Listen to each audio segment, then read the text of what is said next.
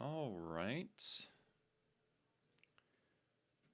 Hello, everybody. It's been a while. Um, so, I've, okay.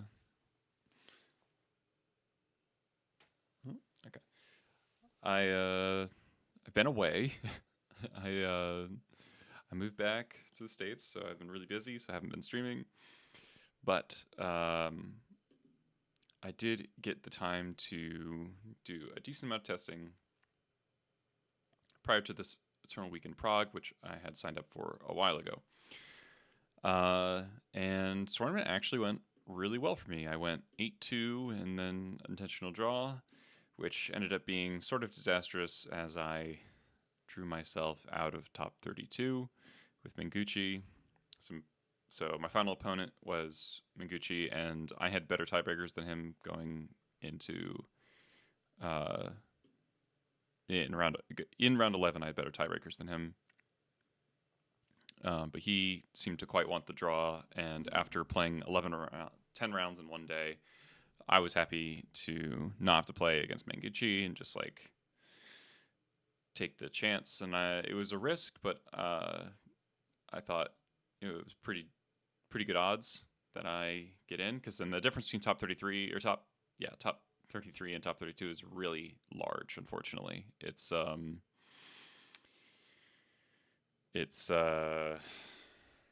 well, top 32 got the crop rotation promo, which is worth like $1,000, and 33rd gets prize tickets, which were not particularly valuable. So I believe Mango and I looked at the numbers, and I was 1.6% ahead of him.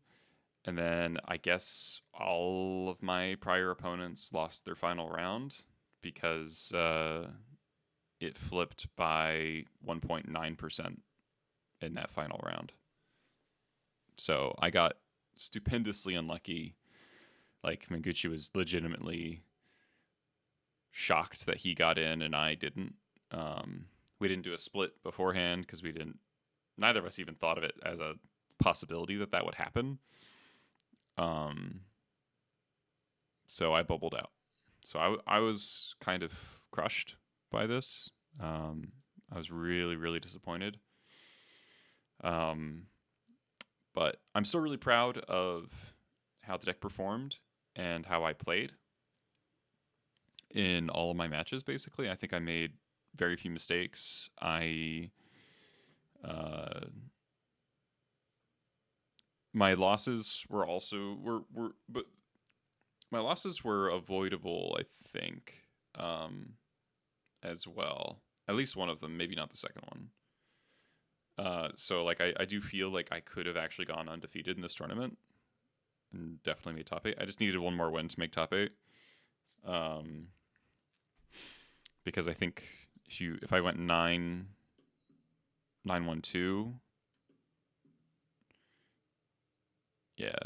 so 9-1-2 definitely makes it in. Yeah. Definitely could have happened. The deck had it in it.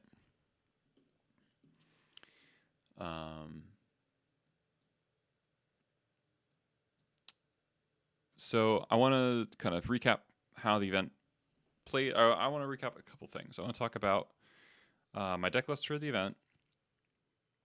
I want to talk about my matchups. I want to talk about my mental game, and just how the actual game's played, because everybody can look at Melee and see what I played against.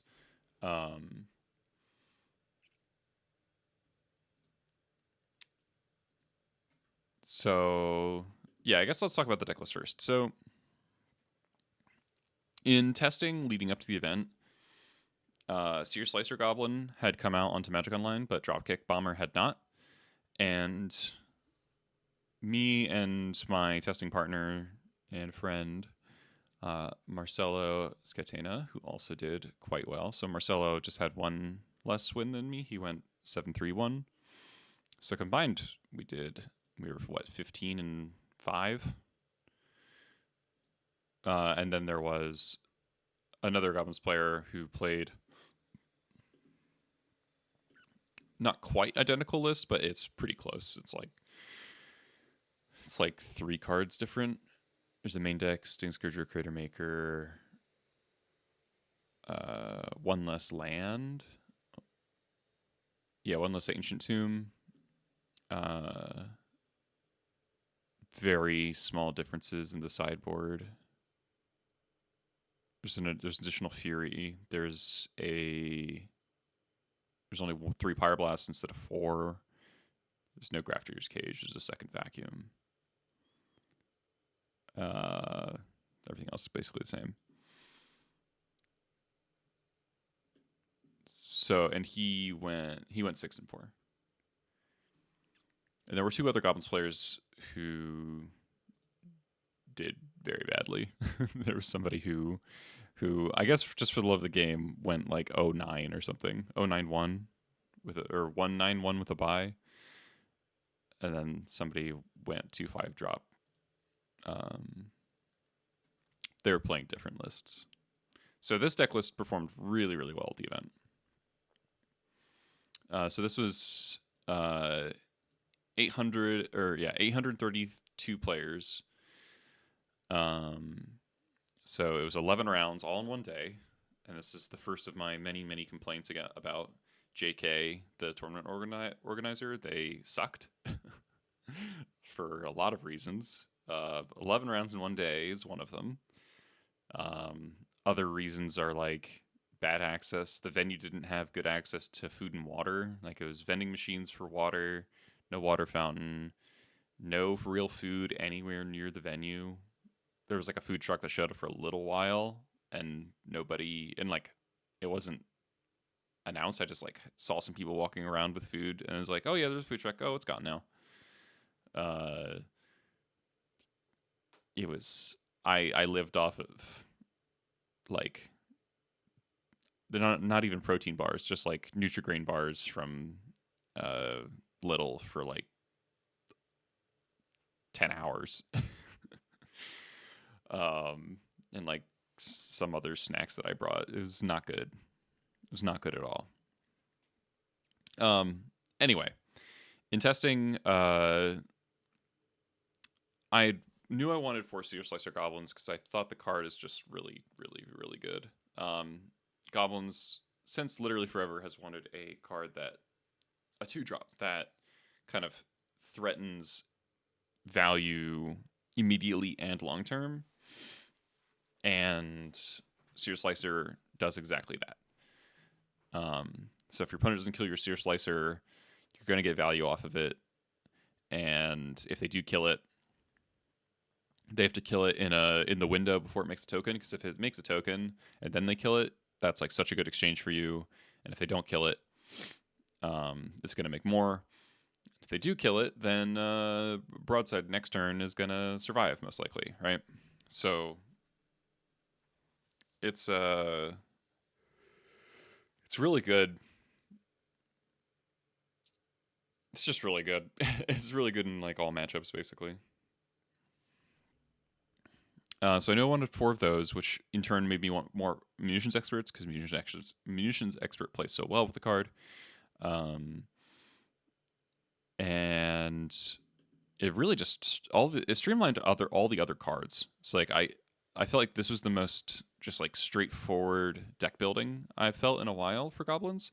The one question mark was Dropkick Bomber versus Pashalik Mons versus main deck Pyrokinesis.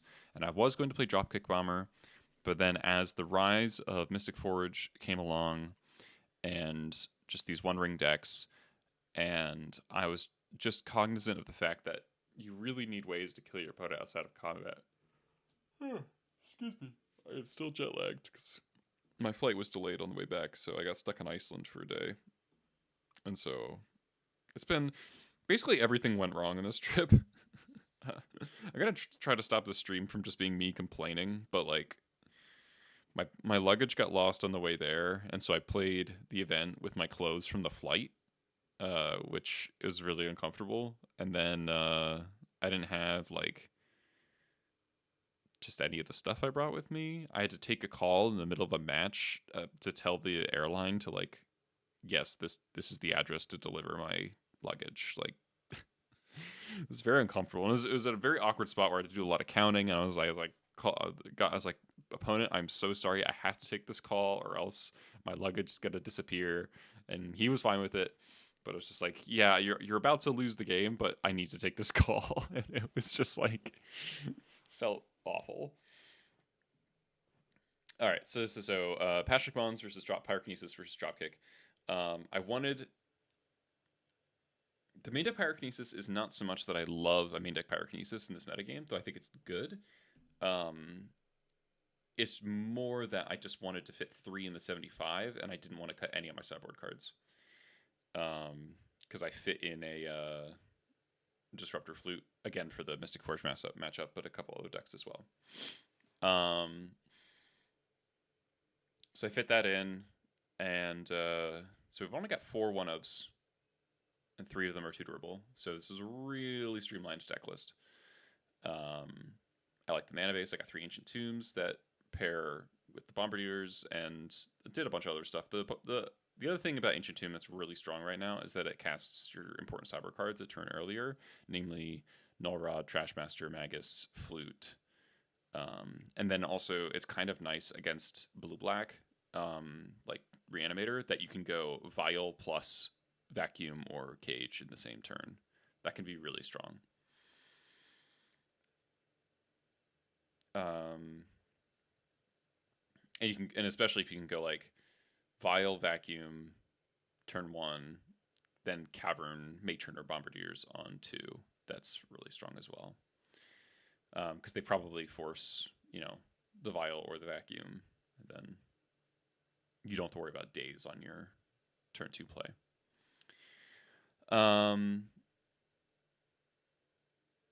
So I was a little frazzled going into the event, not having my luggage. I didn't, kind of got into Prague later than I wanted to. I didn't get to eat very much. So not ideal circumstances for the tournament, but for as nervous as I get about Magic events, I was really proud of myself for how much I didn't get caught up in myself. And I think the way I did this is not an approach I've ever had before, but I think I'm going to try to adopt in the future because it actually helped me a lot, which is that I was just ridiculously overconfident. My strategy was to just say like, yeah, I'm going to win a tournament weekend. Like I'm going to top 8, I'm going to win. Deck's broken. Like, and it was sort of kayfabe, like even internally.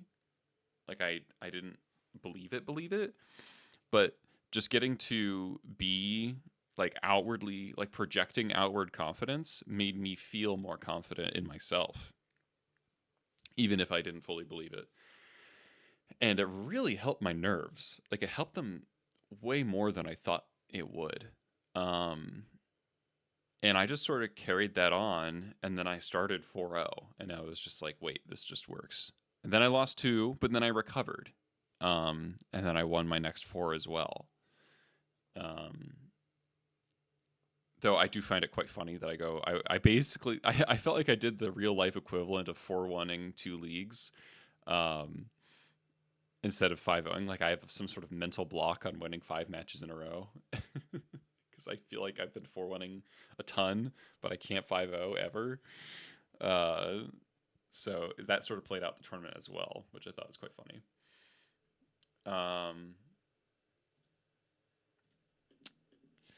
So Decklist, talked about the Decklist. Let me look at my notes here. Let's pull up what I played against. So round 1 was Esper Tempo.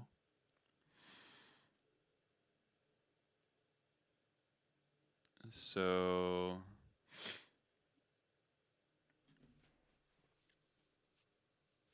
how'd my opponent do?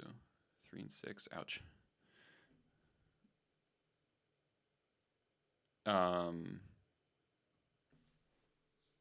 So game 1, I was on the play. which is one of the only matches I was on the play, I kept a hand that was like Lackey and a lot of removal, but without any payoff. And then it was like Plow Lackey, Thoughtseize Me. My board was Prospector, and my hand was Expert Pyrokinesis lands. And my opponent took the Pyrokinesis, which I think was probably a mistake. I Surveil, and I see Sling-Gang on top of my deck, and I decide to keep the Sling-Gang, both because it's the only one on my deck, and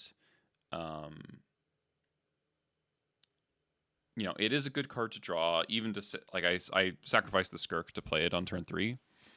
And it just seemed, after seeing, I think it was like Scrubland, Thoughtseize Plow, and like an Underground Sea, I was like, okay, it's Esper. I'm going to want the board presence. I don't need the Skirk because my hand was all lands at that point, other than the Expert. And then I also wanted to turn the Expert on, right? And Sling-Gang's a good way to do that. And then my opponent played Frog on his next turn.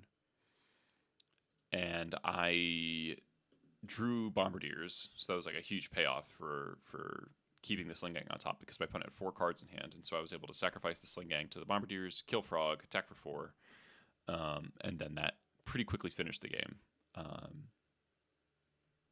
My opponent, I think their follow-up was just they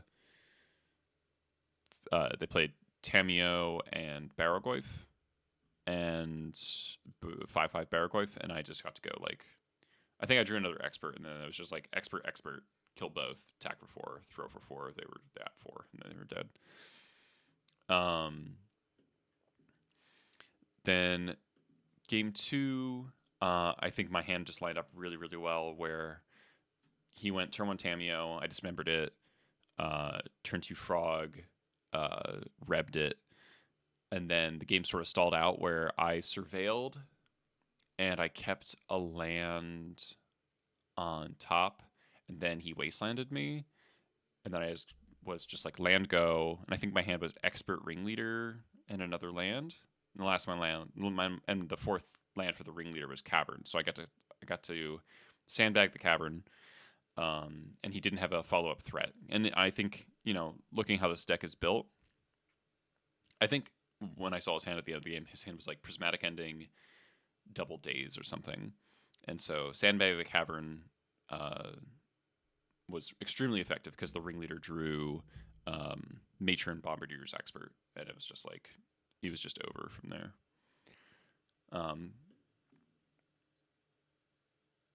So really good start for me.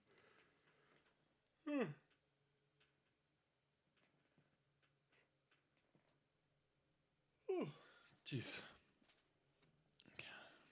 Woke up early today too. I'm definitely hella jet lagged.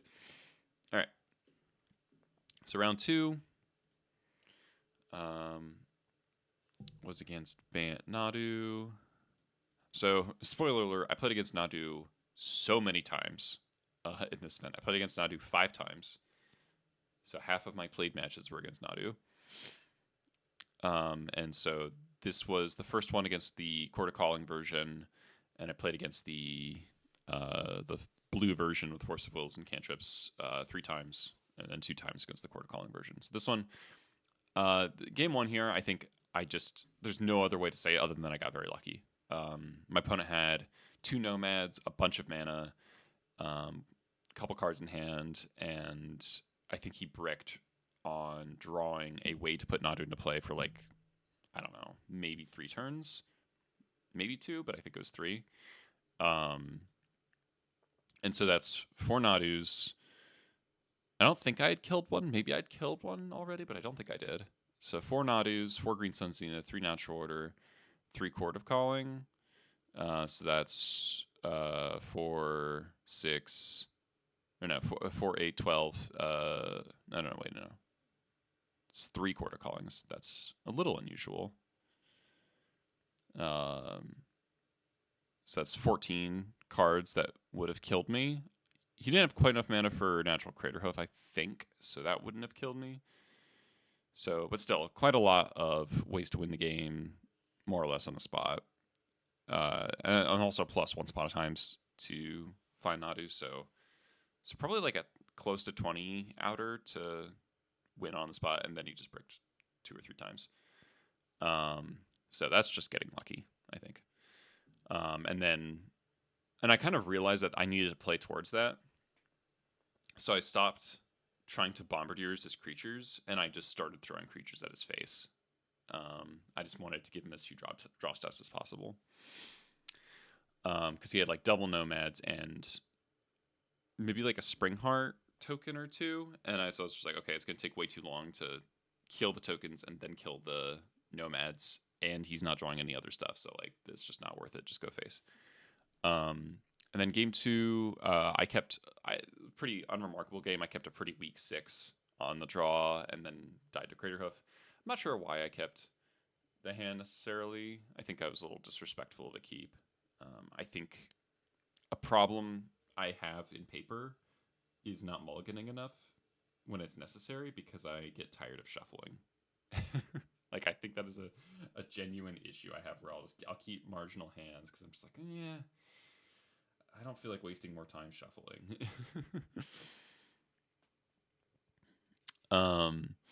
Game 3, I have a really strong hand where I have...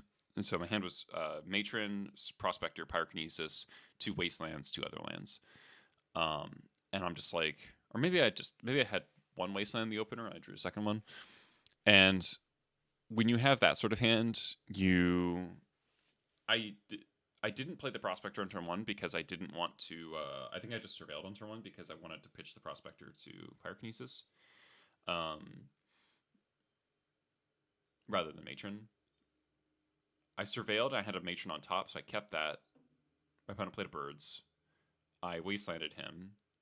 And then he goes Land Nomads. And Land Nomads put me in a weird spot where it's like, well, I don't... Like, I was really hoping he would play, like, 1 or 2 more mana dorks, and then the Pyrokinesis just kills everything. The risk of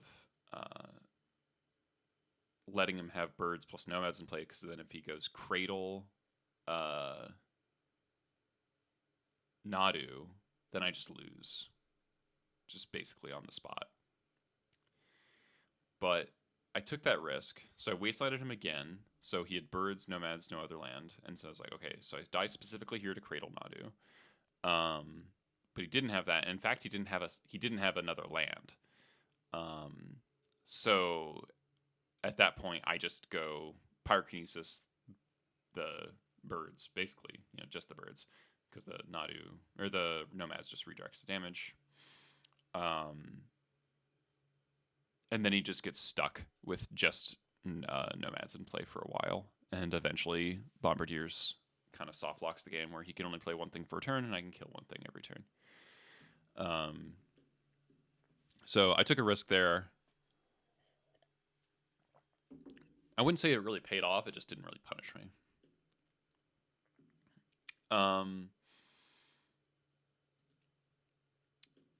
So round 3 was the Bant Nadu deck. I guess they're technically both Bant, but I'm saying when I say Bant, I mean the deck with the cantrips. I typically refer to the other deck as Nadu Cord or Nadu Elves, because that's basically what the deck is. So this is round 2, or round 4 rather. No.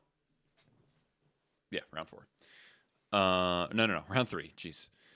I kept a really weird hand on the draw because it felt like it had only good draws, where it was 2 Skirks, 2 Muxuses, and then lands. It's like, okay, if I draw lands, then I'm still casting Muxus. If I'm drawing spells, then I'm casting them. So, like, only bad draws would be, like, Ringleaders would be kind of awkward because they'd be expensive enough that I would need to sacrifice the Prospector. But, I wouldn't be generating some way to get towards the Muxus.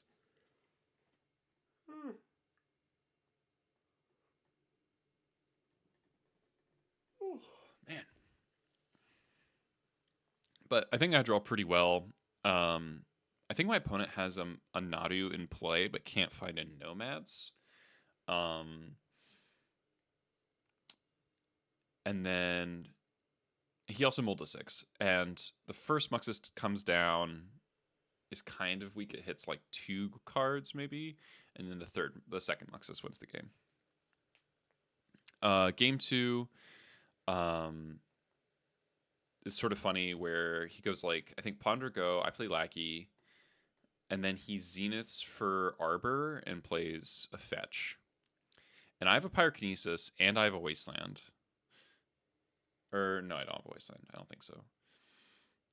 And I decide that maybe I do have a Wasteland. And I decide I have a Lackey payoff. Like I have like a little bit of a clunky hand. So it would be good to get the Lackey connection. But I think that after a Ponder, not starting on a Mana Dork, and having a fetch open, it seems really likely that my opponent has a removal spell for Lackey. And I'm like, okay, I would actually prefer this Lackey trade with one of his lands than with a removal spell. And so when I attack with the Lackey and he blocks the Dryad Arbor, I just let that happen. I don't try to kill the Dryad Arbor before it blocks.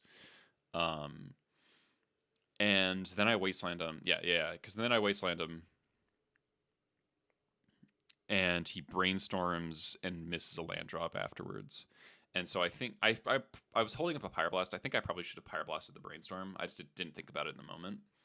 But he doesn't find the land of the Brainstorm, thankfully, and then he just gets kind of tempoed out as he misses land drops.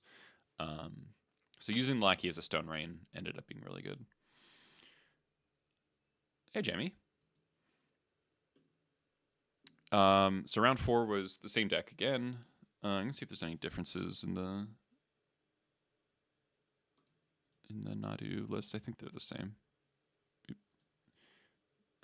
Band Nadu. Oh no, this one has an Uro, right? And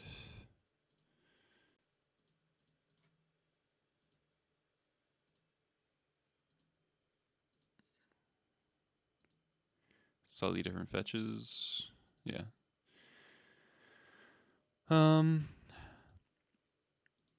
This one has 3 halflings. This one has 4.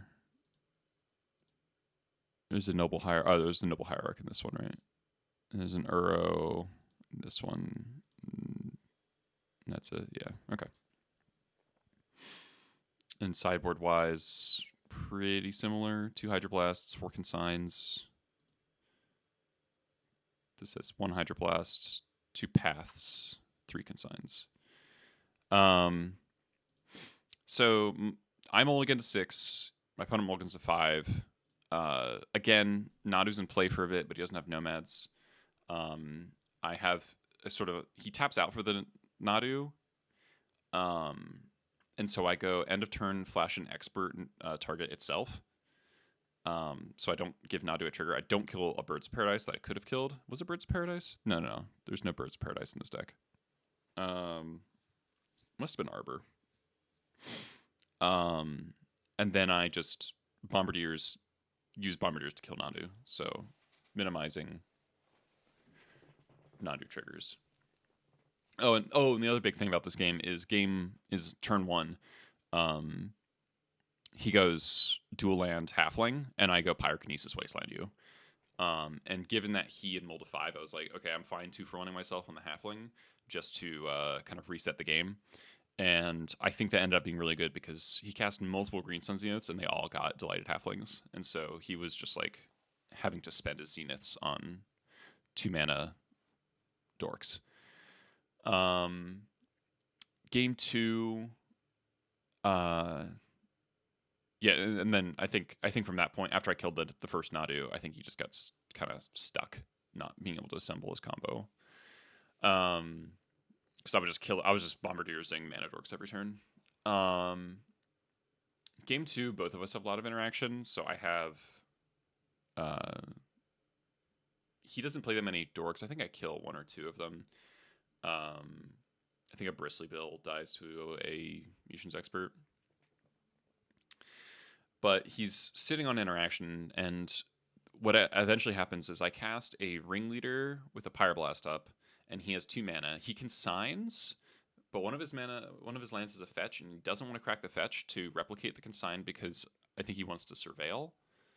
And that ends up being super punished because I Pyroblast the unreplicated consign and draw 4 cards off of the Ringleader.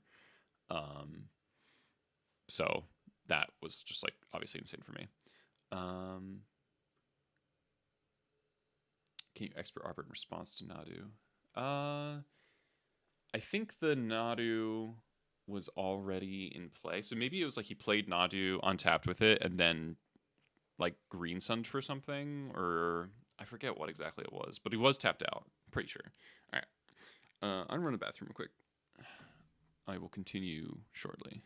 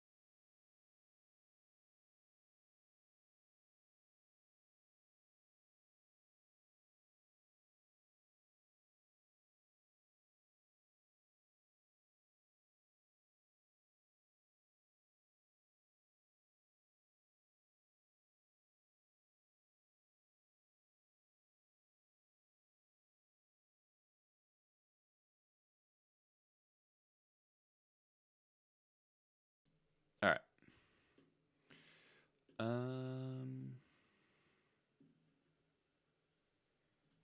Okay, back to this match.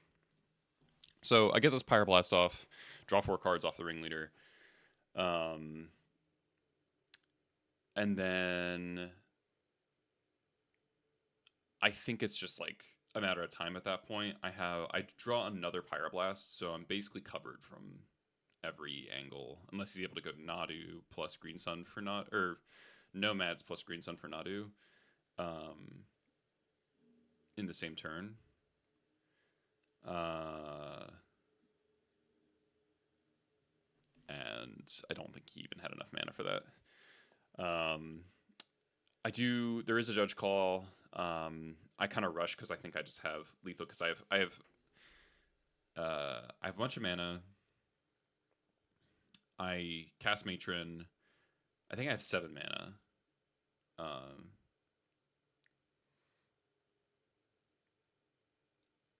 think.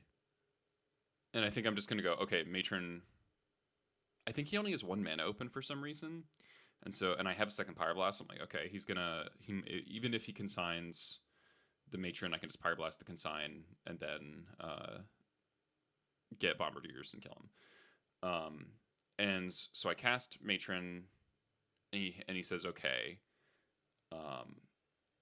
And since I cast the Matron with Cavern, I kind of just like interpreted that as okay. The okay is the trigger, because of course it's resolving, because there's nothing in your deck that makes a Cavern Matron not resolve. So I see like the first bottom 10 cards in my deck, and then we stop and call the judge, and then basically nothing happens. I just get a warning, I think.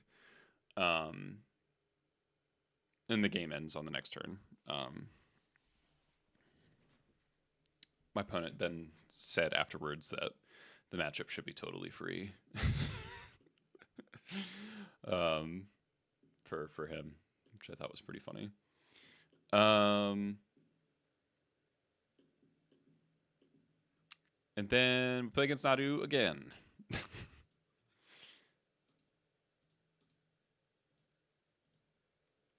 Same deck. And this one's, yeah.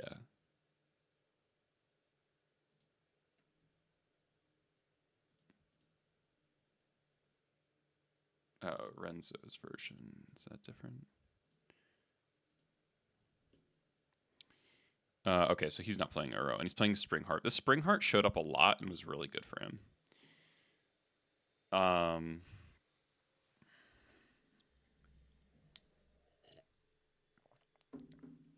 So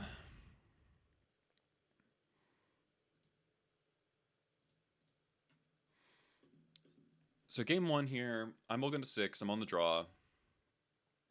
And I think what happens is the situation on my turn 2 is he has he has Nomads in play, 3 mana up. It's fetch, Tundra, something. And I'm like, I have Expert. I forget what I played on turn 1. And he passed that mana open, and I'm like, okay, I want to Expert this Nomads. But with the fetch open, he could redirect the damage of the Expert to a Dryad Arbor. And I think I maybe had a Skirk in play, so I wasn't worried about Plow, I think. So I have the choice to basically either let him have his turn, where the risk is if he goes land, cast Nadu, and he still has the fetch up, then I lose. Or at least he gets 4 to 8 Nadu triggers. I guess it'd be 8. Which probably kills me, right? So instead, I opt to Expert in his upkeep, and then he has Endurance. Oh, right. No. I had 2 Goblins in play, right? I think I must be misremembering the turns here. I think there was a turn where like not much happened because I have Searslicer and a token. Because I remember, because it was 3 damage. Because I Expert for 3, and then he casts Endurance to fizzle the Expert. And then I go Bombardiers, kill the Endurance. So it's like not that bad for me. Because then he just has Nomads. But then he goes land, Green Sun for Nadu, flip 4, and the first 4 are really good. It's like 3 lands, including Dryad Arbor, so he can just immediately go again for another 2, and so he ends up drawing like 12 cards. And the problem for me was that he was at like 8, and I had a lot of creatures in play at this point, and because I had got the Searslicer trigger, I had a Vial, I think. Yeah, I think I had a Vial on 2 or 3. I think a Vial of 3. maybe on this turn or the next turn. And then so I was like, okay, so if I draw a Sling-Gang, he dies, and so I have to make him play it out. And this comes up later where so he does actually eventually find the kill where he draws like his entire deck. Obviously he can't deck out because of the endurance is dead, so that wasn't the thing, but it was you can just have Green Sun Zenith to not deck. But he can like Teferi my Vial and have like 3 plows up, so that killed me. I think if I had sat on the expert, it would have paid off for me, but I don't know. Felt a little weird to not just fire it off. Seems a little too risky. But if I hadn't, and then he goes just greens, like tap out Green Sun for Nadu, then I win the game for sure. Game 2, I don't really have notes on this one. I think I just kind of steamrolled him in game 2.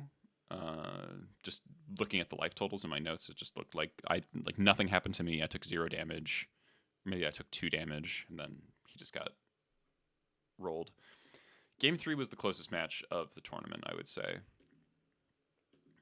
And I think from like game 3 started, and we had like maybe 5 minutes left, and this influenced my decisions in some bad ways. I think where I get a little antsy, and I just turn. He goes like Tundra Pass, and I just immediately Wasteland him.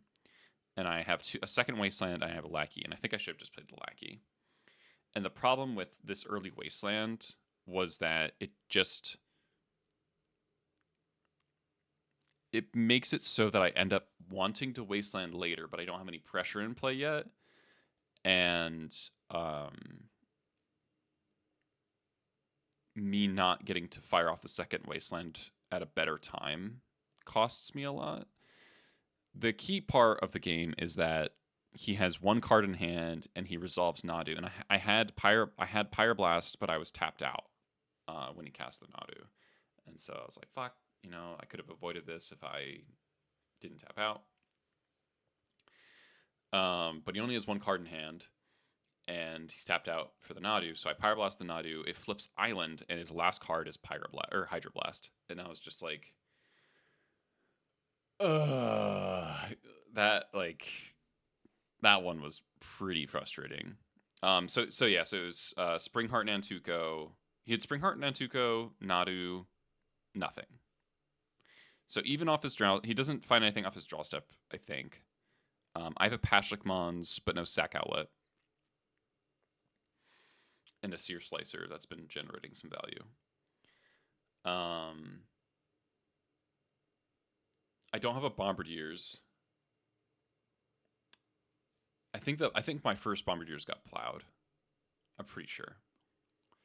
And so I remember this was a pretty reactive game. And the situation is, I think he just has 1 card in hand again. Maybe he has 2. And at this point, he might have had.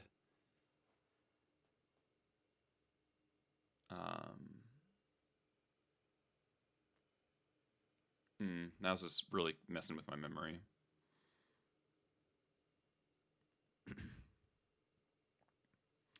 The situation I remember towards the end of the game is I have 4 mana, Pashalik Mons, and I draw a Matron. And I Matron for Prospector, cast Prospector, and then he has Plow on Pashalik in response to Prospector. And the reason I wanted the Pashalik to trigger really badly was I needed to clear Safekeeper.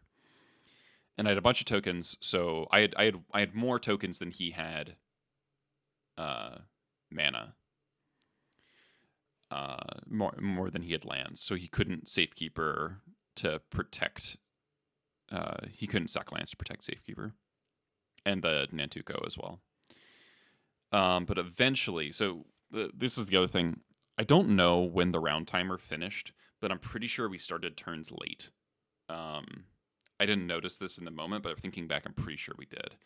And this sucks a lot for me because in the final situation on turn 5, so the game stalled out. He's at 13. I know I can't kill him.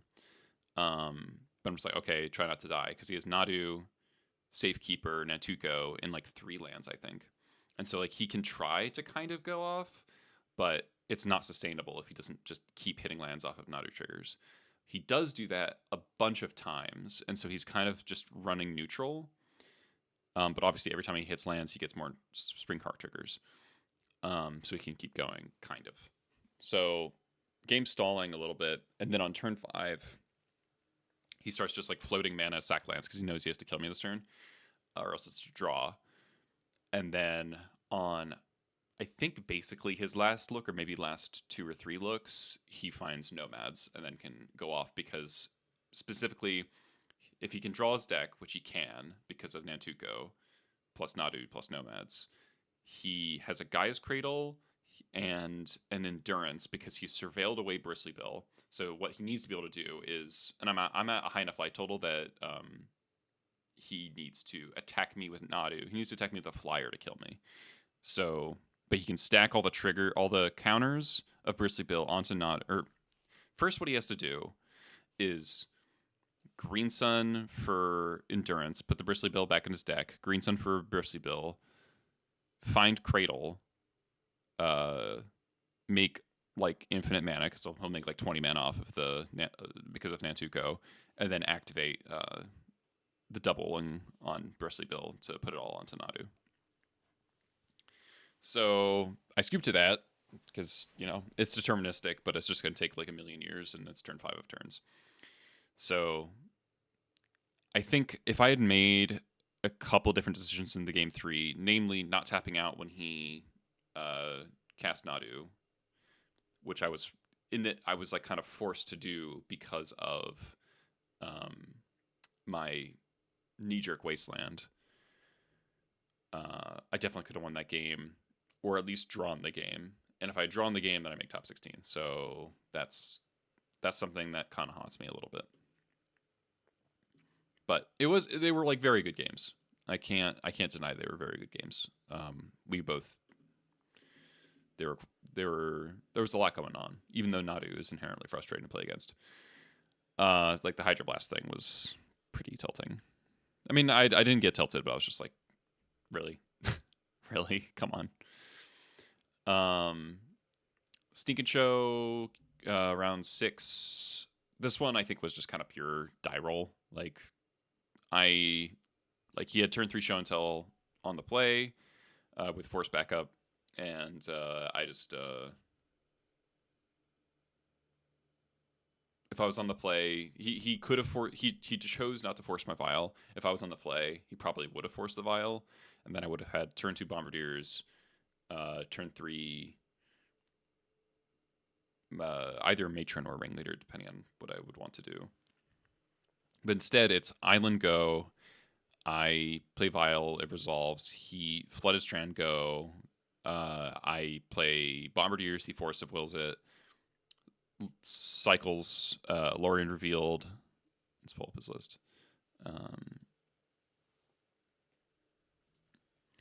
Cycles Lorien Revealed. Oops.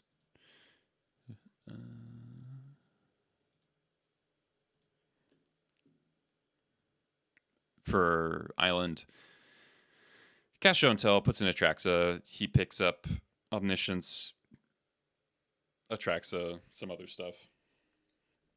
I put in Ringleader, hit Lackey, Muxus, and can't get the Muxus into play fast enough. And I died Omniscience on the next turn.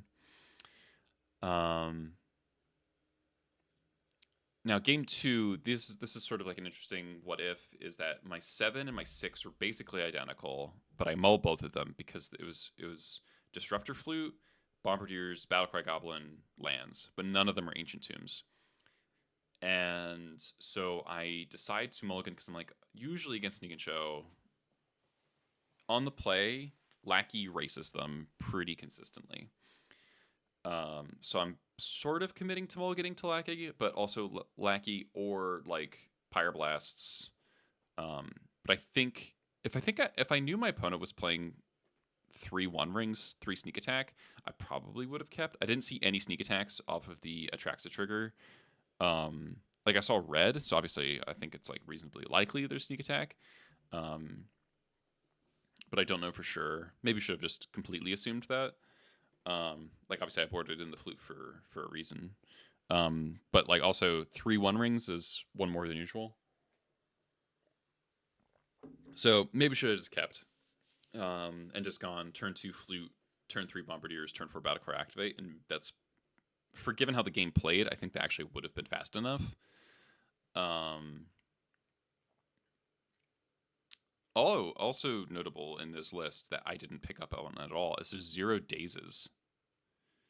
Yeah, okay. Yeah, with 0 dazes, I definitely would have kept that hand because my main concern was that if I just like play turn 2 flute and it just gets dazed. But this he would have had to have force or a braid. And a braid even then probably would have cost a turn because so what basically ends up happening, I'm mulligan to 5, don't see a lackey. I do have a pyroblast. And I matron for Muxus. Yeah, I turn 2 Muxus. I turn 2 matron for Muxus. Turn 3 bombardiers, hold up pyroblast. And he goes sneak attack, activate, put in Atraxa. I pyroblast the Atraxa. With the trigger on the stack, so he can't find force. And he's at 11, and I have a Ringleader in hand, so I can put him to 1 next turn. But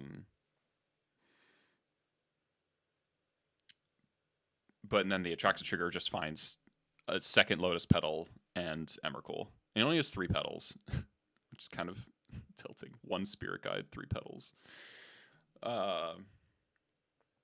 So yeah, I just die, just on the spot. So keeping the 7 and maybe even the 6, I think would have won the game.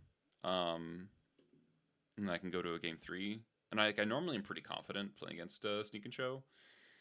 Just lined up really poorly here. So that was like a pretty just like bummer loss. Just like none of my cards showed up. Like specifically Lackey didn't show up at all, and I was on the draw, and that's tough.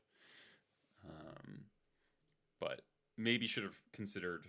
I don't know. I think the 7 I think is still a little bit borderline, but without any dazes, I think it's probably just a keep. And I don't know.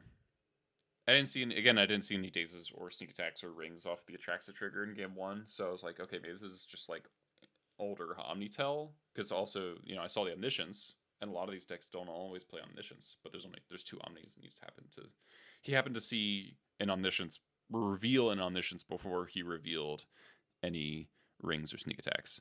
So unless I'm totally misremembering, but I think that's right. Hey. Hi, K. What is an offer you can't refuse? Oh, right, okay. Yeah, I don't think there's... He probably boarded in the Broadside End and the Braids, and that's it. Okay. So I was feeling a little down, 4-0 start into 4-2. But I wasn't like, storming off the venue, no pun intended, I guess. So next round, I'm on the draw again. And this one I remember specifically because we did high roll, and my opponent rolled a 3, and I was like, okay, I'll finally be on the play. And then I rolled Snake Eyes, and I was just like, come on. So at that point, I just resigned myself to never winning a die roll. So my opponent here goes Badlands, Vexing Bubble, pass, and I clocked that as red-black painter. And so I played turn 1 Vial rather than Wastelanding. And then my opponent goes pass. And I'm like, okay, Wasteland you. They crack he cracked Bobble. And then he goes Mox Opal LED pass. I'm like, okay, I am in horrible danger. And he says something about keeping a hand for blue decks, and here I am with Badlands, Aether Vial. We both had a laugh about that. But he bricked on lands after the Wasteland for 2 turns, and I get him pretty low with Bombardiers and Searslicer. And then he does draw the land, and then he can gamble for, because he doesn't have Metalcraft either, so he gambles for Echo of the Eons, echoes with I think 3 mana floating, and then he's 4 cards, or no, 5 cards. Cast. I have lethal on board, so he casts Gamble again. So Gamble with 5 cards, so he's gambling for LED because he has another Echo, and then he just hits the LED off his own gamble and concedes. So that was really lucky for me. Obviously, I hit 20%er, right? And obviously, he's going to Echo again. It's not guaranteed that he wins. He would still need to find a Beseech or a Tendrils or a Burning Wish. It depends on how much mana he had. So got very lucky there. Game 2, I'm like, okay, so before I started this event, I was like, okay, I feel good about playing against almost every deck except for Storm. I'm so dead against Storm. And here I am against Storm. So I know that I have very few hands that are actively good in the matchup. So I keep a kind of medium 6 because I feel like most of my 5s aren't very good. And my 6 at least is a Flute and like a Surveil Land and an Ancient Tomb, I think. Or no, it doesn't have an Ancient Tomb. I have a Trashmaster and a Muxus. I remember that. So I'm like, okay, if I top deck a Lackey, this hand's really good. So I'll keep it. I think I had another Wasteland as well. I drew a lot of Wastelands yesterday. Oh my god, Saturday. This is 4 days ago.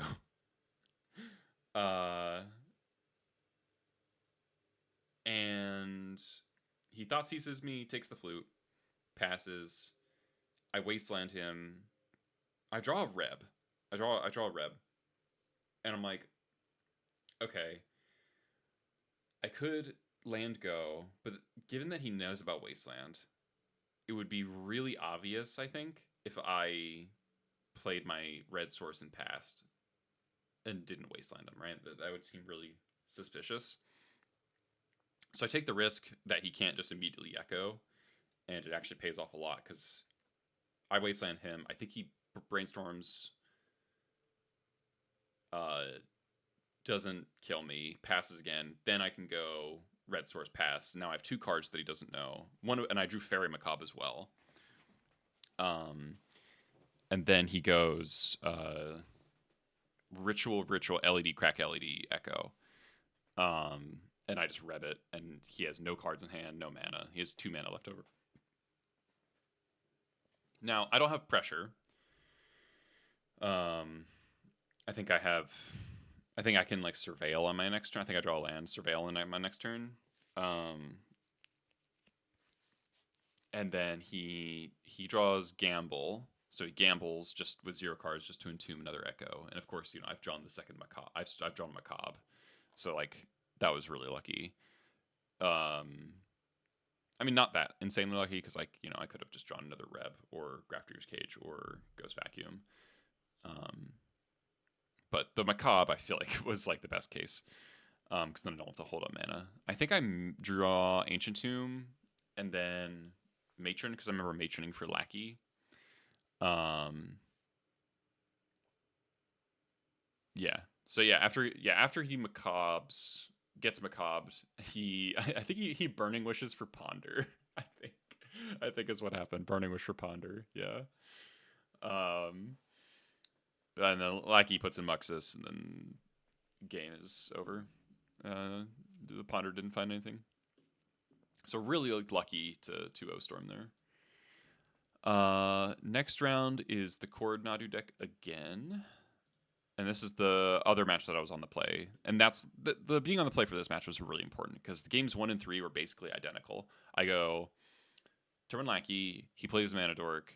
I do remember in the game 1 specifically, I didn't have a second red source, but I draw immediately, so I get to go Lackey, Expert, put in Bombardiers, and then on turn 3, I get to go like Bombardiers or Pashalik pre-combat Bombardiers kill 2 things.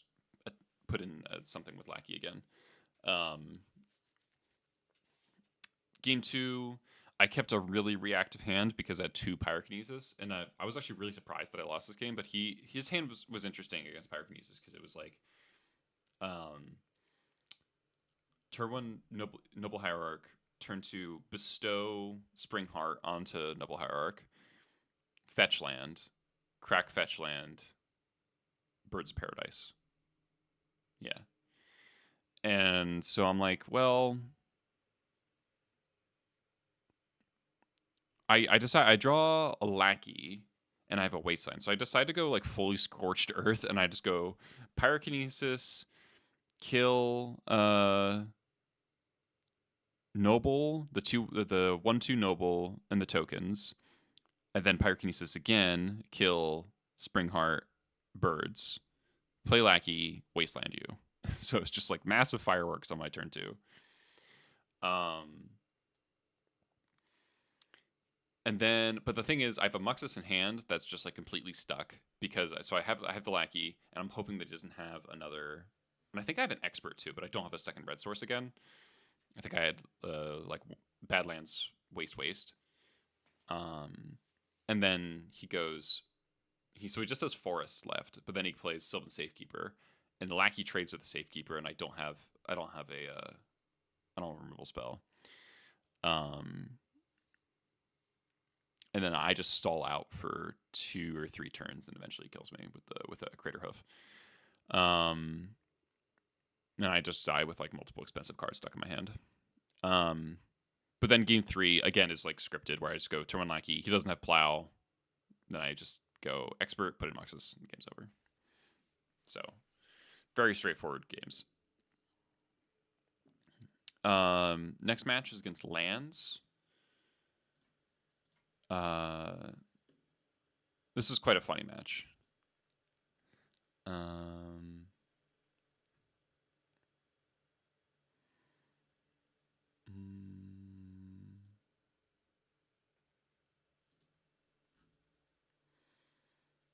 Just 1 second. Yeah. All right, so Lands.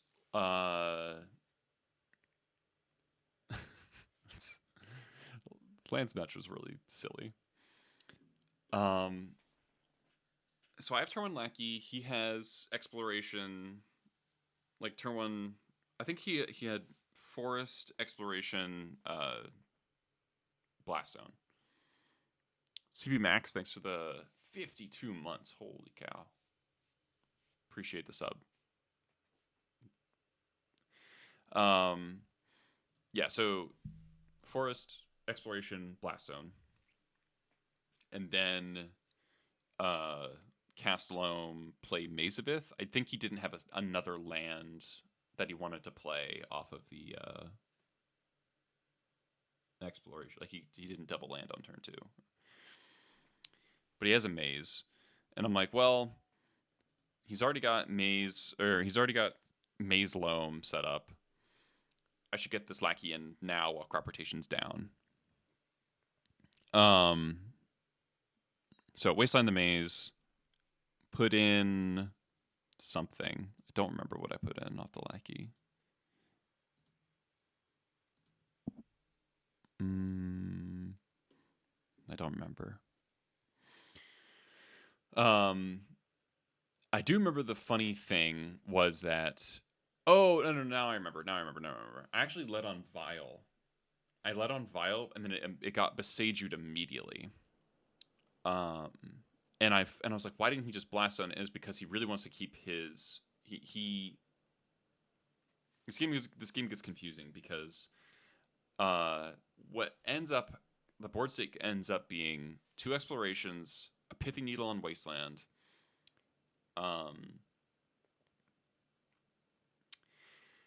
and that's why he didn't want to Blast Zone my Vial, because double Exploration Needle. And then he has Glacial Chasm and a Dark Depths. But he doesn't have an Urza Saga, and he doesn't have a Thespian Stage. So he has a Horizon Canopy. So he's taking a little bit of damage from Horizon Canopy. but he's also starting to get enough mana in play that he can just crack it and dredge every turn. And he's just dredging to try and find Thespian Stage. But he kind of keeps finding his dredges were not very good. He was like hitting like Bajuka Bog and like Ghost Quarter, additional Wastelands. We did have a judge call where he, at a point where it didn't really matter, he Wastelanded me, and then I put my land in the graveyard, and then I was like, wait, hold on, there's a Needle in Wasteland. So we just backed up, and I think he just got a warning. And I kind of have this weird regret where I played my Boggart Trawler as a land to cast Bombardiers. This is like the one turn I got to attack before Glacial Chasm came in. Or I guess I attacked for 2 turns because I got a Lackey trigger. No, I must not have gotten a Lackey trigger. I must be. No, I'm thinking of a different game. Yeah, and the Maze thing happens game 3. That's what I'm thinking of. Game 1, played a Vial. It got Besaged. I got a Mountain. Specifically, I didn't get a Theater off the Besaged because Needle wasn't on Wasteland yet, and I didn't want to get Wasteland out of the game. So I got a Mountain. Bombardiers came down, but I didn't have a third land other than Boggart, so I played Boggart as a land. And later, when I'm like stuck behind double exploration Loam Glacial Chasm lock, I'm just like, why can't I Bajuka Boggy right now? But I have a Searslicer. Well, not only do I have a Searslicer, eventually I have 3 Searslicers and a Skirk Prospector. And so I have 10 Goblin tokens. So I'm just attacking for 0 each turn and then making triple tokens end of turn. And I have a Prospector, so I have like infinite mana. But I'm also flooding out. I have 6 lands in play, and I have no cards in hand. So I'm looking for, if I draw a Matron, I win the game. If I draw a Ringleader, I probably win the game. If I draw a Muxus, I probably win the game. If I draw Pashalik Mons, I win the game. And if I draw a Sling-Gang, I win the game. So I have a lot of outs, but he's dredging 3 to 6 cards each turn to try and find stage. But both of us are just like bricking horribly, and I think for 3 or 4 turns, neither of us find anything. But eventually, I just top deck Sling-Gang and just drain him for 1 million. Game 2 is pretty funny because he goes like he plays a Haywire Might, and I have Searslicer. I kept hand with like Graveyard Hate, I think, but not too much else.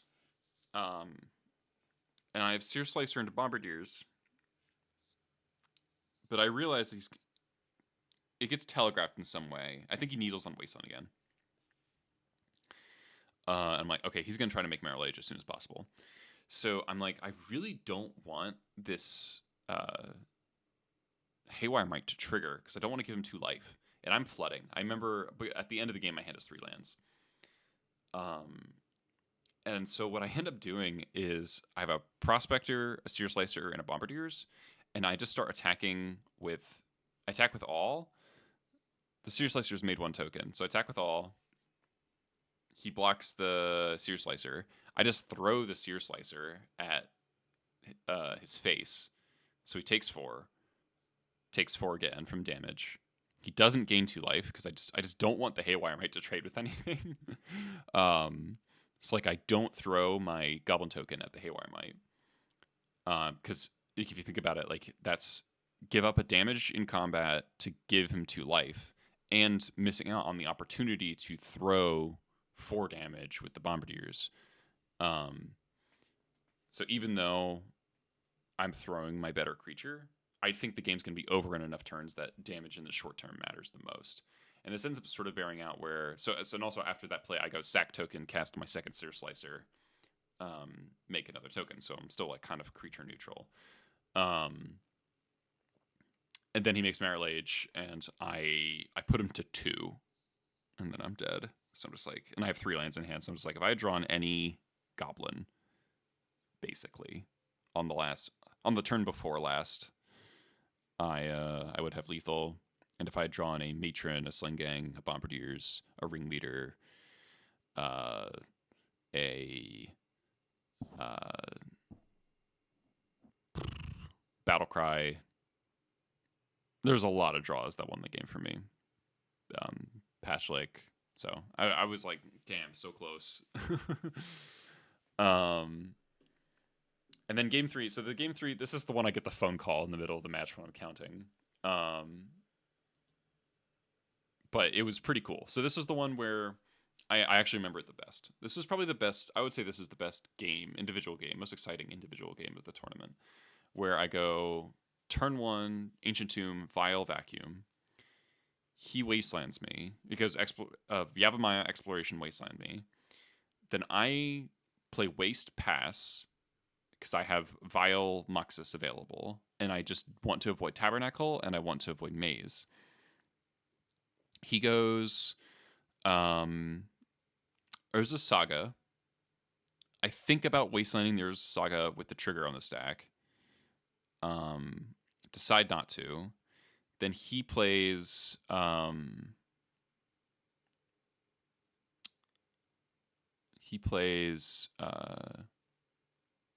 Wasteland. Wasteland's my Wasteland. I wasteland the Saga. He floats, and then he casts Loam. I exile the Urza Saga with the Ghost Vacuum. So now he's tapped out. I Vial in Lackey, put in an attack, put in Muxus. I have no lands. And my Muxus was not fantastic. It was just a Searslicer and a Matron. And I have a second Searslicer in my hand. I Vial that in as well. I get 2 tokens. The Matron, I decided to get Pashalik Mons because I'm like, okay, again, Tabernacle is what I'm afraid of. I have 0 lands. I guess another option could have been get Boggart and play that as a land so that if I get Tabernacled, I can at least pay for Muxus because I do have a Bombardiers in hand. But side against that, I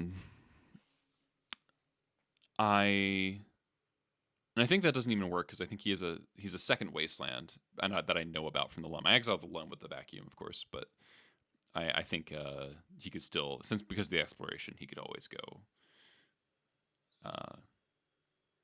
Wasteland you, play Tabernacle. So I decided to get Pashalik Mons. And then he just goes Stage Depths make Marrowlage.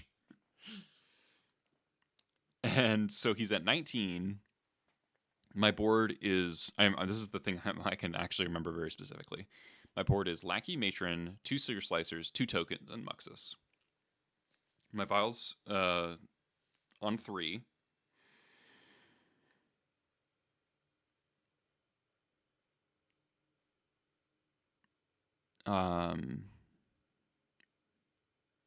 Yeah, Vial's on 3, or is going to 3. And now I feel like I'm missing a turn here because I feel like I had to decide whether or not to take up the Vial to 4. But it must not have been because he didn't take any damage from the Muxus, like that Muxus flip, because he just would have been dead. So I must have just been going to 3. So he's at 19. I have those creatures in play, and he has a Marrowlage. He's tapped out.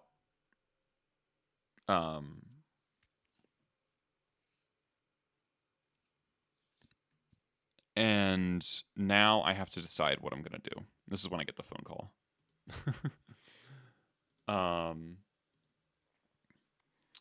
So the problem is I don't have any mana, right? That's the obvious problem. The math works out so that if I go main phase, just the main phase Bombardiers off the Vial, it's 18 damage if I throw the Muxus. Because presumably he would block Muxus. Everything else connects. I throw the Muxus, he goes to 1. Then I die. If I didn't have a deterministic line, what I would have to do is attack all without vialing anything.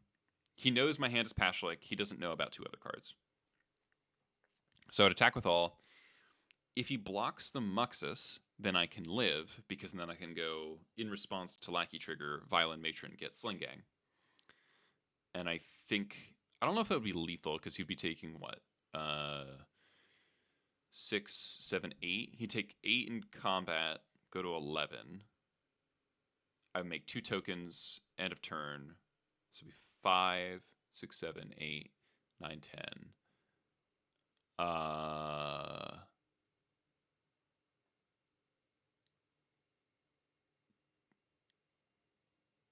Hold on. It would be... So he takes 8, he goes to 11, and then it's Lackey, 2 Matrons, 2 tokens, 2 more tokens, 2 Searslicers, 3 creatures off Sling-Gang. So that's 12. Okay, so that would be lethal. So I would have lethal. The problem with that line is that if he has, kind of the soul read, or just knows how Goblins works, and he just blocks Lackey with the Merit Lage instead of blocking Muxus, and it would be like an 11/11 Muxus, I think, and he goes to like 3, I would lose. So if he makes the correct block, he would win. And so it's like, I really don't want to I don't want to put the game in that situation. Fortunately, my draw step is Cavern. So at first I'm like, okay, so if I Matron for Skirk, cast Pashalik, is that enough? It's not. So I do a bunch of counting, and what ends up being the correct line by a decent margin is just Matron Skirk, cast Skirk, sack token, summoning Sick Matron for Bombardiers, cast Bombardiers, attack all. He's forced to block the Muxus, sack the Muxus, throw it at his face. Then Lackey puts in Pashalik Mons, and then Skirk plus Pashalik finishes the game. So figured that out after getting interrupted by Prague Airport.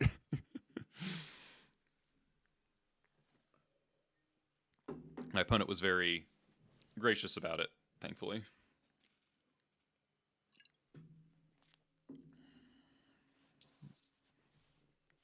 All right. Final match that was played was against Mystic Forge. Now, I've been on sort of a tear against Mystic Forge since Eternal Weekend Pittsburgh. Like, the deck's become quite popular because the deck's kind of broken. But I think I'm now on like a 5-0, maybe 6-0 streak against the deck, which I can't tell if it's me just being super lucky or Goblins just has a good matchup. I don't know.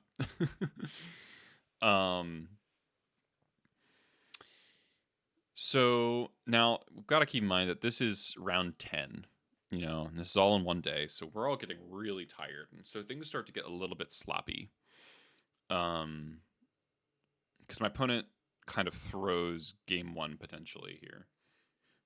It's quite a funny game though. So game 1, basically what happens is my opponent draws the wrong payoffs. He mulls to 6. He has a Karn and a couple of Flesh Rakers, but the Flesh Rakers all get experted, and the Karn gets just attacked to death by like Bombardiers and stuff, just hasty creatures. I also draw 4 Wastelands in this game, but weirdly enough, it doesn't matter that much.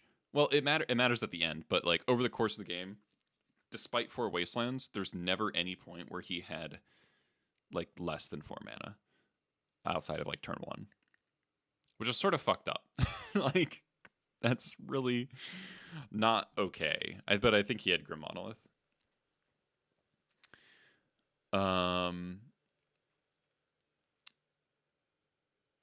So he's got 5 mana after I've wasted him 4 times, and then a second Karn shows up and hides behind Ensnaring Bridge. So he's got Bridge, no cards in hand, and 5 mana, even after the 4th Wasteland. I Matron for Sling-Gang, and I have Lackey 2 tokens, or maybe it's Lackey Matron token, something like that. And a Sling-Gang in hand. I think what happens is he draws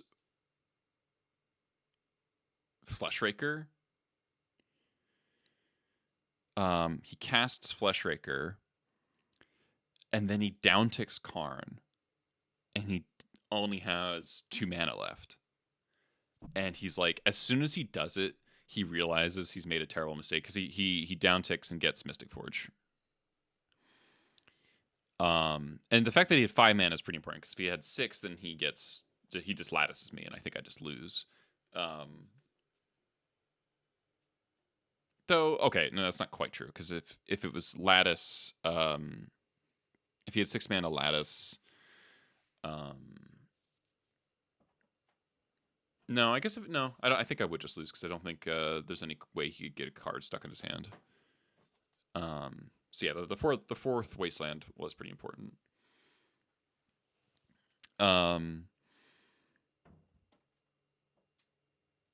So he downticks, gets Mystic Forge, realizes this means the Lackey and 2 tokens can attack. And so I get to, I think I get to kill Fleshraker, attack with Lackey and tokens, connect, Sling-Gang, kill him. Now, if he had just passed, I think I drew the 4th land or the 4th mana source because I had an Ancient Tomb to cast the Sling-Gang, and I think it was just enough to just drain him for 8 because he was at 8. Maybe not though.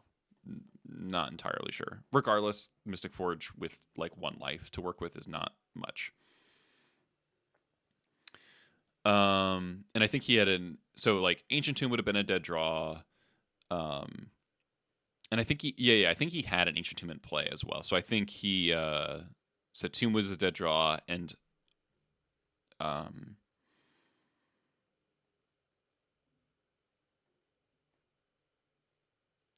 if his draw step was like another 4-drop, he could get stuck. Game 2, I keep a sort of weak 6. So again, this is sort of like, I know I have to get lucky to win on the draw, but like again, I should have mulliganed deeper, but I just didn't want to because of shuffling, especially in round 10. So I keep a 6 that's like 1 or 2 Wastelands, a Dismember, and a Pyrokinesis. And I'm just like, well, hopefully that he just draws a bunch of Urza Sagas and Fleshrakers, and this hand is good against that. And then he just goes Tomb, Monolith, Key, on top Monolith, cast the One Ring. And I'm just like, okay, sure. Just the, nut draw game, turn 1. I think I played a little wrong where like what I need to happen is I need the game to just stall out for as long as possible just to give myself additional draw steps, because I end up losing to Karn, Paradox Engine, Ring, draw whole deck with I have Null Rod on top of my deck. I Surveil, I see Null Rod. Like I think I drew my Surveil land, so I just play it main phase. I see Null Rod, I'm like, top. And I'm just like, please don't kill me, and I super die.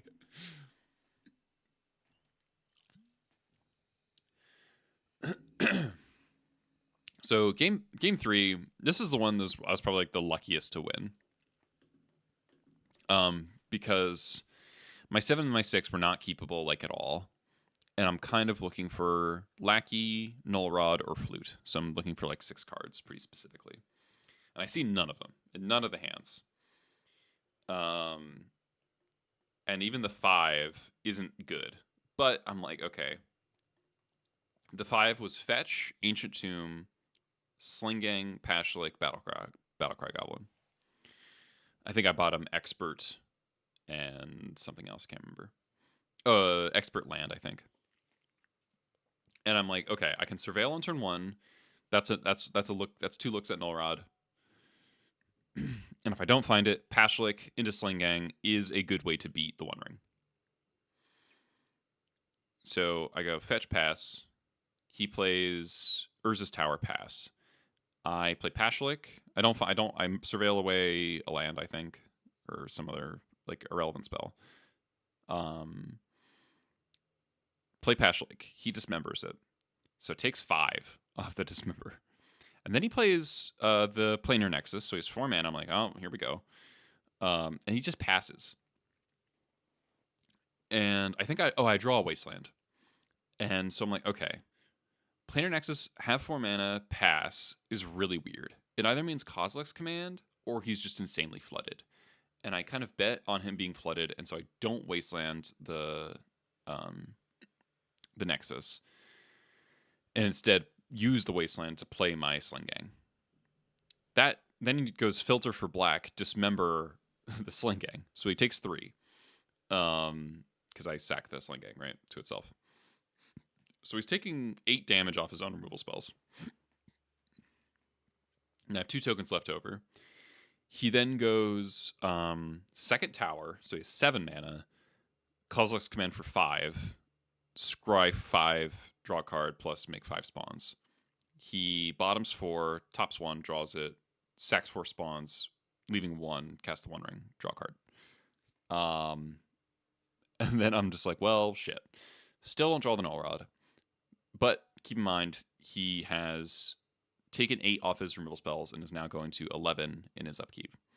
So I go Battle Cry, activate, attack, just to make the token. So I've got 3 tokens now. And so it goes to 11 in his upkeep. And I Wasteland him. So I Wasteland the that's important. I Wasteland the Nexus. So now he went from 7 mana to 3 mana, where he's got 2 Urza's Towers and a spawn. So then he goes Ancient Tomb, go to 9. Fleshraker. Then he has 2 mana. And he kind of just starts casting 1 mana artifacts. So he's got like a key, he's got a Vexing Bauble that he pops. So he's kind of going mana neutral or slightly down on mana with each one with the Fleshraker. And then the final situation is, so he's at 9 or 8. And he has 1 spawn, a couple cards in hand, a bunch of cards in hand even. A ring that's tapped with 3 counters on it. Yeah, because he's untapped at once with Voltaic Key. He has another key. So he has no floating mana.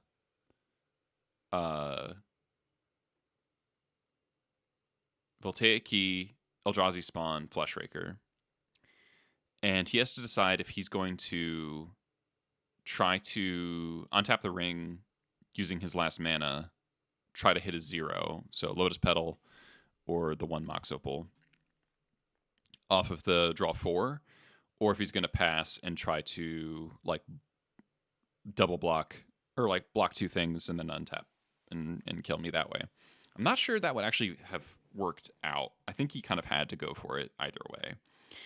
But regardless, he uses his mana,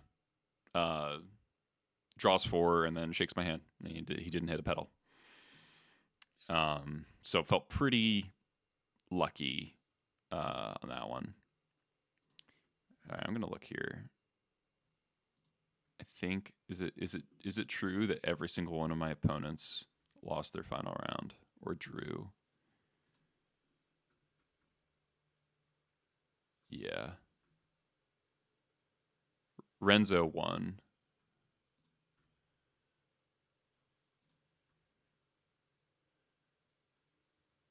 Yeah, all of my opponents lost their final round. God, that sucks so much.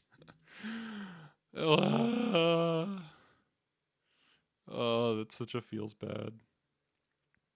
But, I was very happy to beat this deck in round 10. And then round 11 shows up. I know I'm playing for top 32, and I queue into Minkuchi, who's on Reanimator. I know he's on blue-black of some variety. I don't know if he's on Reanimator or Tempo. Now, at this point, I feel much more comfortable playing against Tempo than Reanimator. Reanimator, I think, is a fine matchup.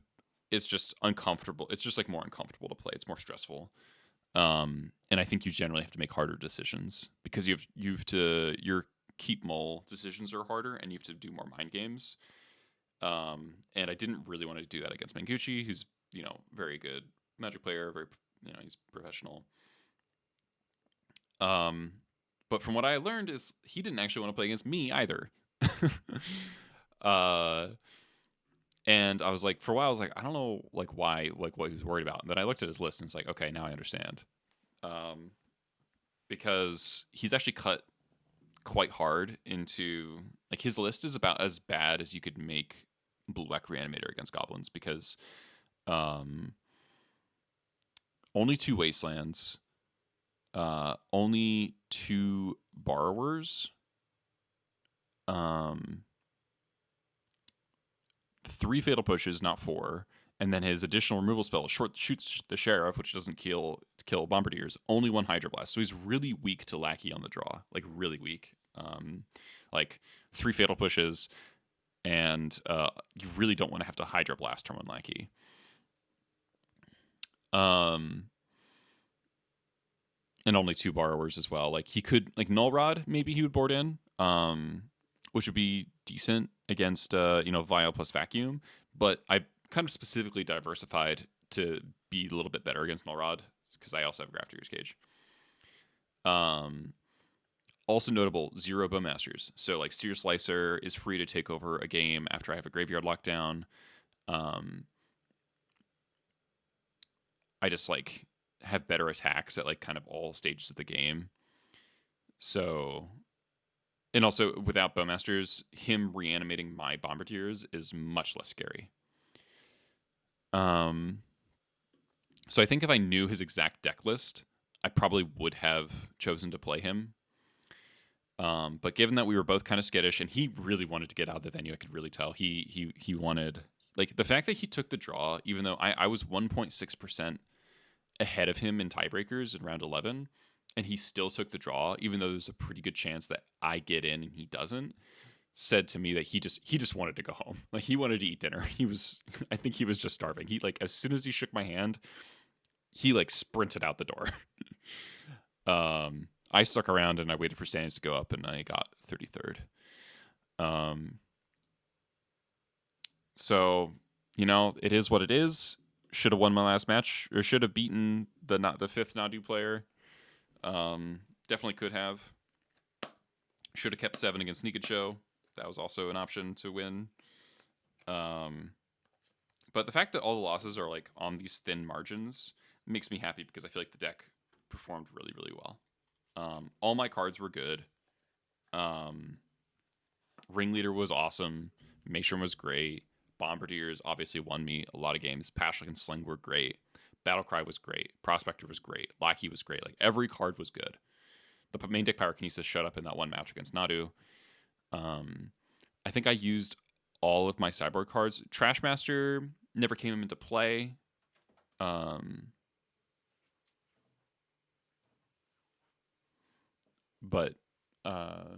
was, a good thing to have access to at some point. Ones.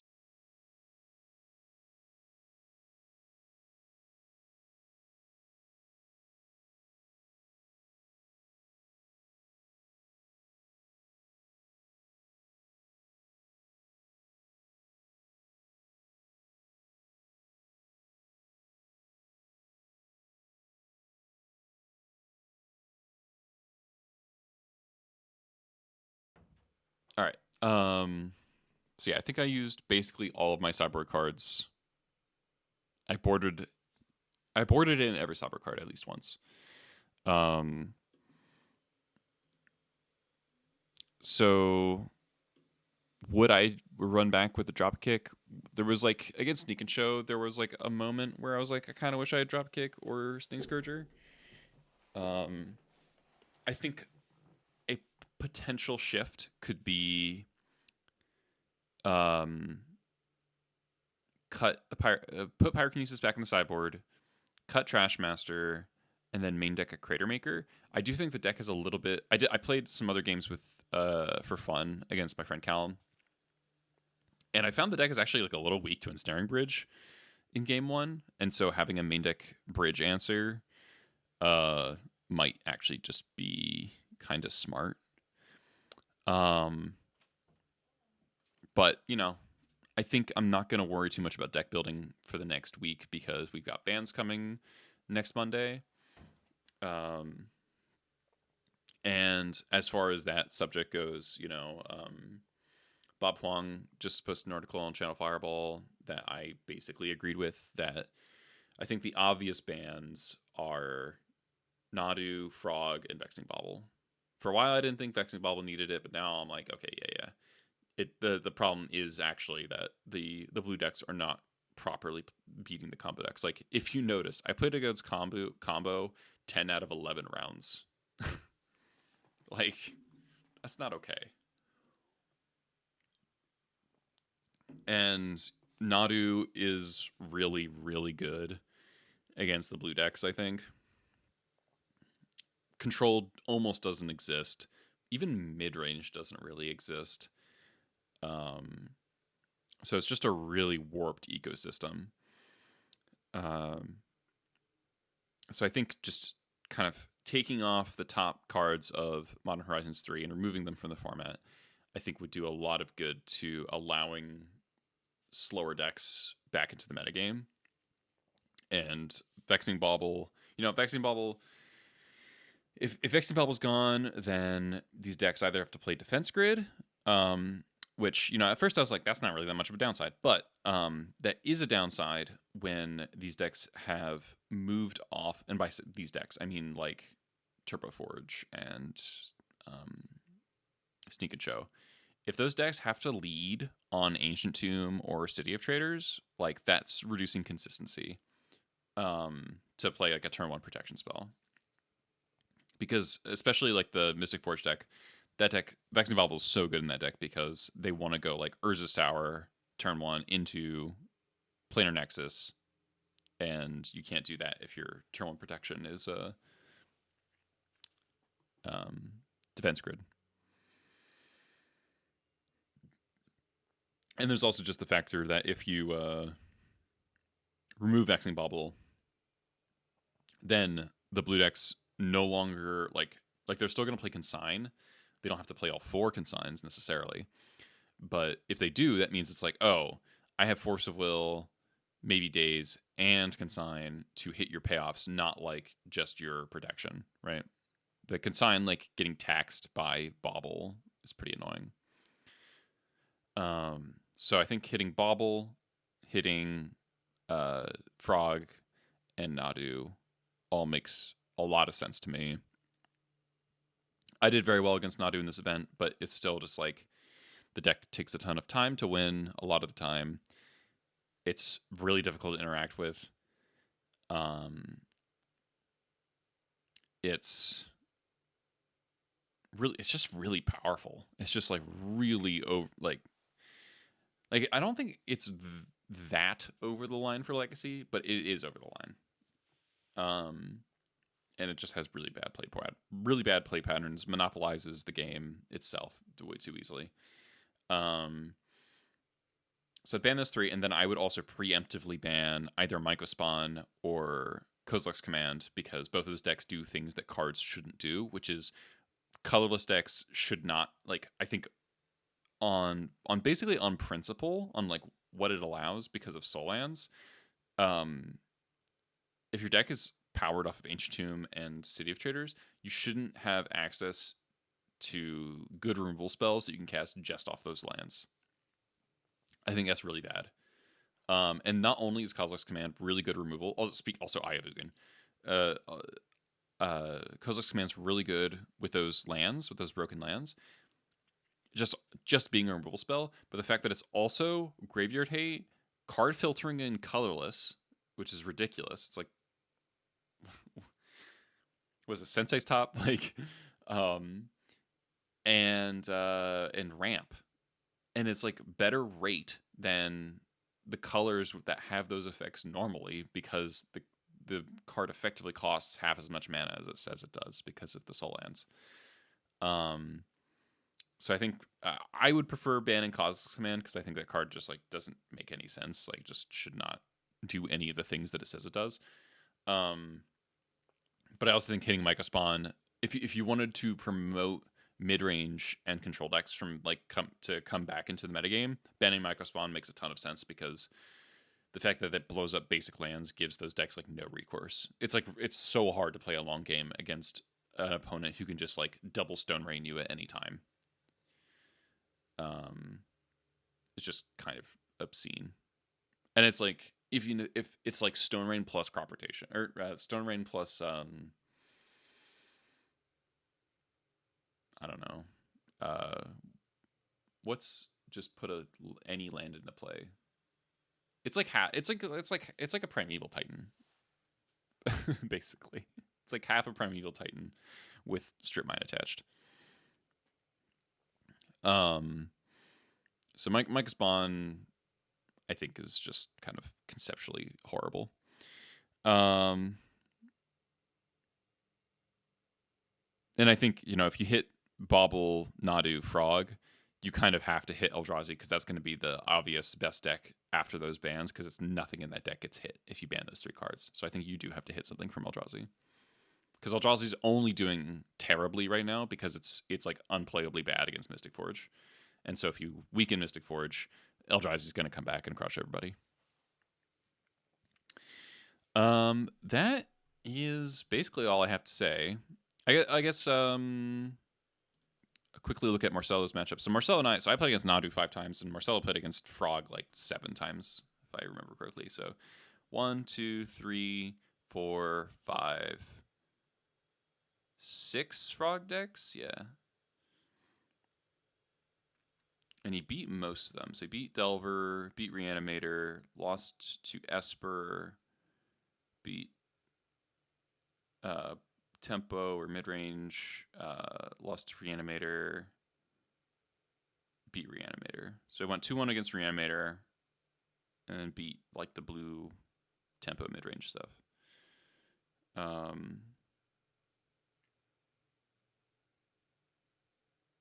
Probably could have gotten, if he had not taken the draw here, he could have gotten 8-3, but that's no difference in prizes, I think. Maybe it is. There was a prize difference between 25. Like I got, like since I had 25 points, I had significantly more prizes than he did on 22. Goblins players, we crushed Painter this weekend. Let's see the other Goblins player.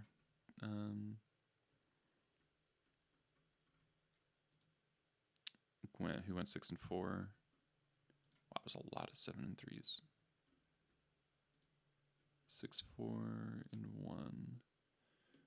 Goblins. Here.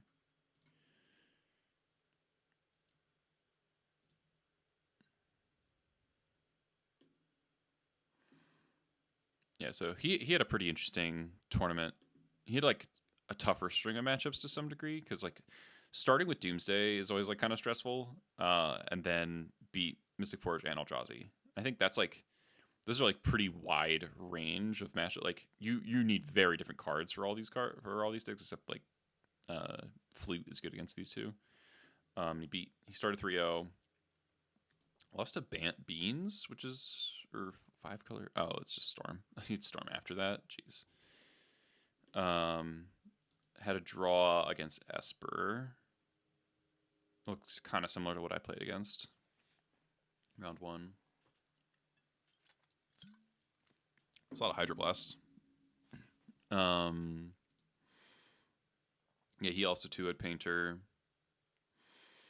He said he lost all 3 of his Reanimator matchups, but a little of that is going to be he's got more one-ofs that aren't good in the matchup. So he's got like this Crater Maker is not doing any good. Sting Scorcher is good in the matchup, so maybe, I don't know. He's got 1 less land, so he's going to be mana screwed more often. Ancient Tomb's kind of important. And he's only got 3 Pyroblasts instead of 4. That's going to be important. But maybe just got unlucky. Maybe didn't play the matchup quite right. I'm not sure.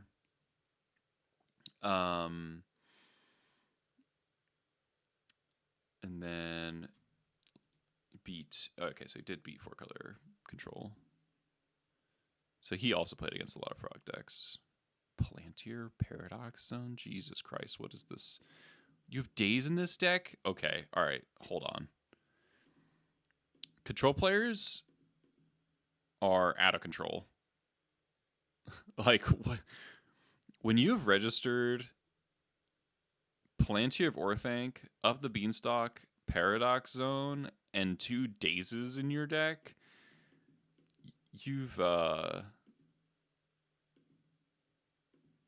think you're lost in the sauce at that point. That's insane. But yeah, in general, I think we're doing pretty well against like I played against the Nadu decks for the most part. I don't think Marcelo really did. I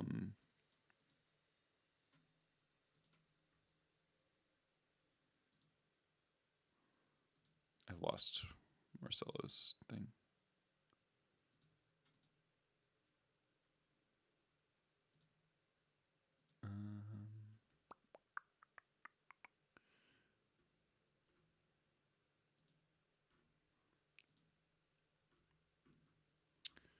Marcelo.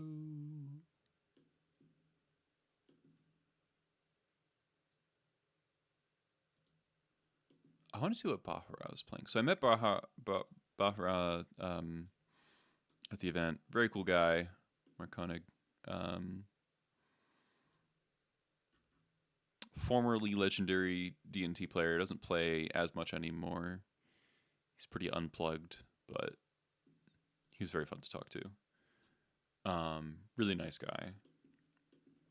All right, so Marcelo played against Cephalids. He 2-0'd Cephalids.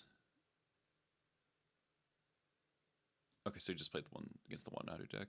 So we all did quite well against Nadu. Oh, and he lost. Yeah, he lost to Cradle Control. He said he had no idea what was going on. I don't think he was really familiar with the archetype. Sightcat Club. Okay. They still got 4 snuff outs in that deck. That always like confuses me. Like, who are you? I guess it's like Fleshraker. I guess I must be Eldrazi and like Moonstompy, but like if they have a moon effect, you can't cast snuff out. I don't know.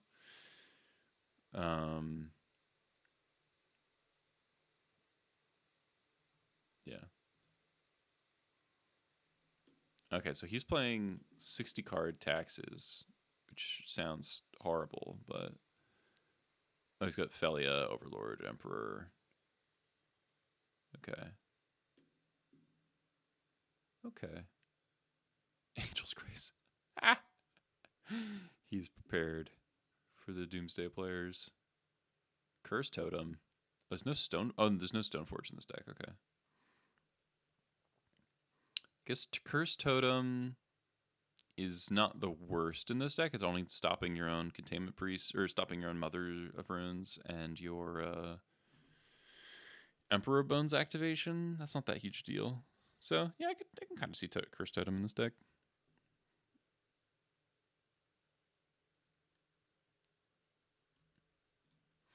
Okay. Do I have anything else I want to say about this event other than JK sucks?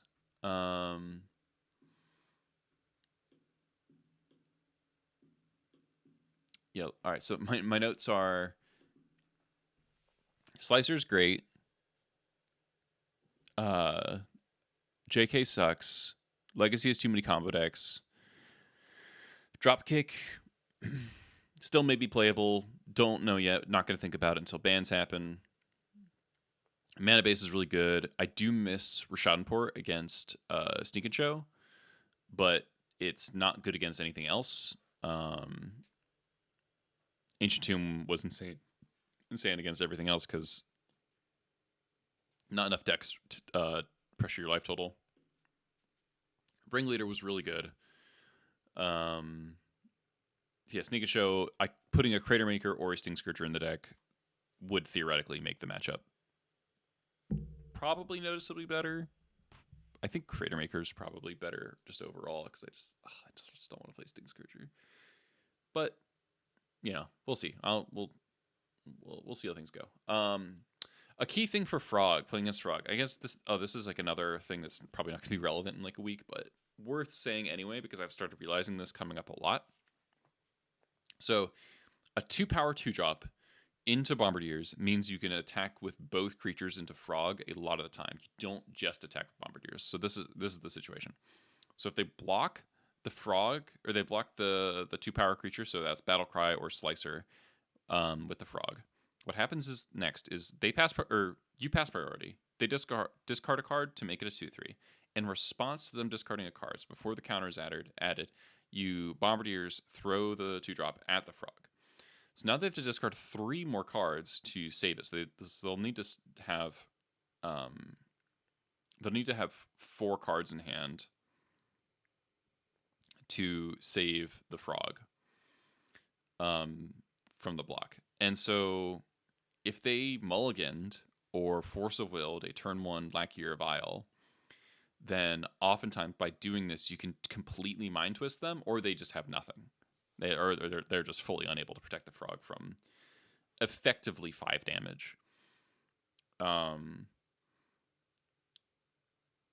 so knowing that you can script sequences like this is pretty important, because it lets you save time thinking, and then it gives you like your eye kind of catches like the clue of like, oh, this is something specific to look towards. And so if you know what's going to happen probably on turn 3, because you can like, oh, they're going to play Frog on turn 2. What am I going to do in turn 3? It's like, oh, this. You just like know that. You free up brain power to think about like the long-term sequencing of your hand and like what your overall game plan is going to be for how, you know, your hand looks. Men, thanks for the Twitch Prime. All right, so I mean that particular insight is probably not going to be relevant after this week. We'll see what happens. I think Bob's suggestion of those 3 bans of Nadu, Bauble, and Frog are very reasonable and pretty likely. I would really be sad if they didn't also hit something from Eldrazi, but because it's been doing badly, they might not look ahead, but we'll see. Thank you for the congrats. I'm really proud of how I performed. This is my first Eternal Weekend event ever. This is the first real Paper Magic event I've played in like 5 years. So my mental game really held up, which has always been like my weakest point. My on the play rate versus on the draw rate. I was on the draw 8 out of 10 played rounds. So it was a bit of a dagger. Like if I was on the play against in either of my losses, I think I would have won. Because both matches was like basically 1 turn windows either way. So yeah, I need to get better at rolling dice, it seems. So for my troubles, for my long rounds, I came out of it with a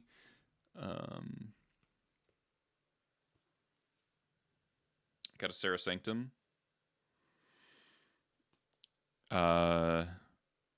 Which is like it's like in good condition, so it's pretty expensive. But it's not like I'm ever gonna play Enchantress in a million years. I really wanted to get. They had a City of Traders that I was gonna pick up, and then the guy in front of me in line got it before I got it. Because I was like, I don't really want anything at this price table. I guess I'll get a City of Traders because that's like the most expensive thing. And then one of the guys who top 8'd came by as I was thinking about it, and then bought the City of Traders, and I was like, fuck. I guess I'll get the Sarah Sanctum before somebody else does. They had some insulting stuff at the prize wall, honestly. Like, they had a bunch of like unlimited basics. Like, who wants that? They had like the fake duels that WotC put out, like with the vintage Masters art. For like I guess it was a secret layer or something for like a GP or something. They're like basically official proxies, and they had those in the prize thing. And it's like that's like borderline lying to your customers. It's just like, oh, we're putting all these real Magic cards all together. Okay, here's a fake ass Magic card that you have to know that this is a fake ass Magic card, kind of thing. That really bothered me. And then they had like a bunch of like, I don't know. It wasn't very eternal. It was like a lot of like standard stuff or like pioneer stuff or commander stuff. There was like not that many legacy. Like what I really wanted was ancient tombs. I don't own any ancient tombs. I borrowed all the ancient tombs I had for this event from friends. And I was like, okay, it'd be really cool if I could use my prizes to get my ancient tombs. Didn't have any. So like, yeah, maybe I went there too late in the weekend and everything just got bought up. But that's sort of, indicative of the problem that so much of the prize chest was filled with random garbage that nobody wants. It's like really frustrating. So the other card I got was this Tameo. The foil borderless one. Which if Frog gets banned, this card's going to get real fucking popular.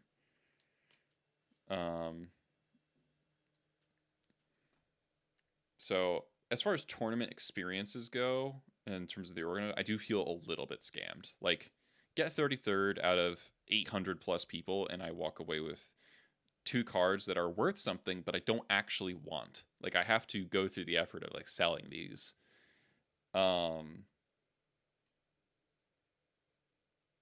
It's just like really frustrating. Yeah, side events were really bad from what I heard. Food options were absolutely heinous. Like, and by heinous, I mean almost non-existent. Here's my deck list. Threatened Wheel.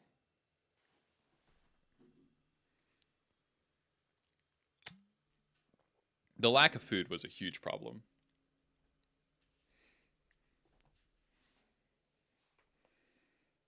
And they changed the prize structure. People were like haggling with JK about prizes, and like some people got a better deal than others. Because they like changed the prize structure but didn't change it on the website, and so people were like, well, I know it says this on the website, so you have to give me the original deal. And they're like, yeah, some of the time. They also the playmats that were made, the Psychic Frog playmats that were supposed to be made for the event, weren't done in time, so you had to give them your address so they could mail them to you. And I was just like, and the vouchers they would give for the playmats, it was like, okay, for some of the event, you could take it up to them and trade out the voucher for prize tickets, like 150 tickets or something, which is not very much. Like, that's not worth it.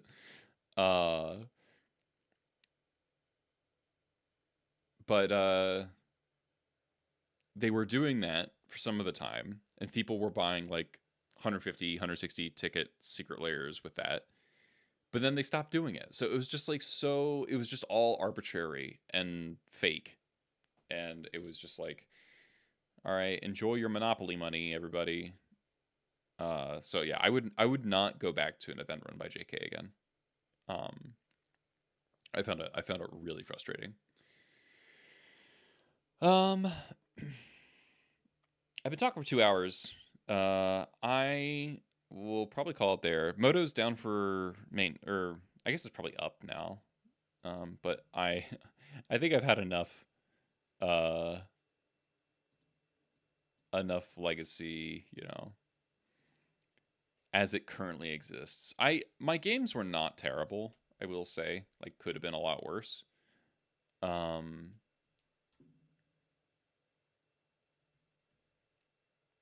But I really would have liked to play more fair decks. And not just because I'm playing Goblins. Like, I can't be like, oh, Goblins is terrible against combo decks. I wish I played against more fair decks. Like, I went 8-2. But it's just like the type of gameplay where you're always thinking about, oh, if my opponent has A plus B, then I lose the game. It's just, it gets pretty tiresome.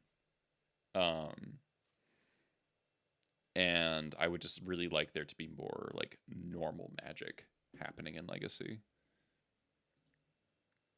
All right. I think we're probably gonna raid 90s MTG.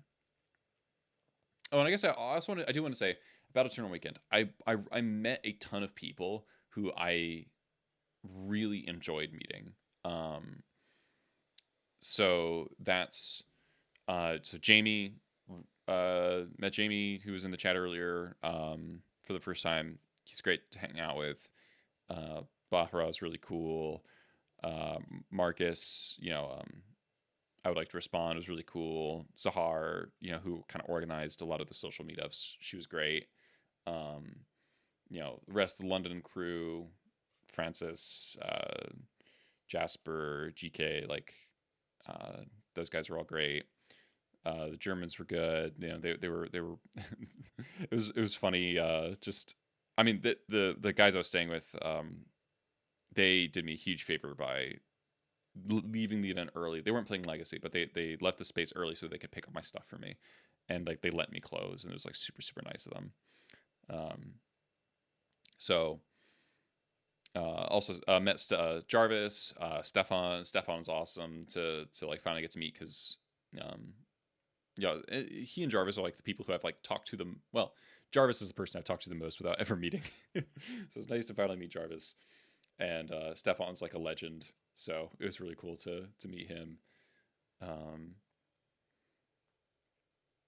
So yeah, then I'm definitely forgetting people. Gary Campbell. Gary gave me extra prize tickets, so I was a few tickets short on picking up the Tameo, and he just unprompted gave me his prize tickets, some of them 100, and I was who doesn't love Gary Campbell? What a legend. All right. So yeah, really appreciate the people I met. The people were super super cool, and that's the best part of the event because everything else was kind of cursed. So many things went wrong I didn't even go into. Traveling there was kind of cursed. Traveling back was kind of cursed. But the people were really good. So let's call it there. You'll see me again once we get some bans, right? So I've been back to the States. I got my stuff set up. My microphone's a little janky at the moment because I think I'm missing a tiny screw somewhere. So it's not assembled quite properly. But this seems to be working fine as long as it's not causing bad noises. I'll be happy with it. Okay, my voice is running out of steam because I've been doing a lot of talking. Let's raid 90s.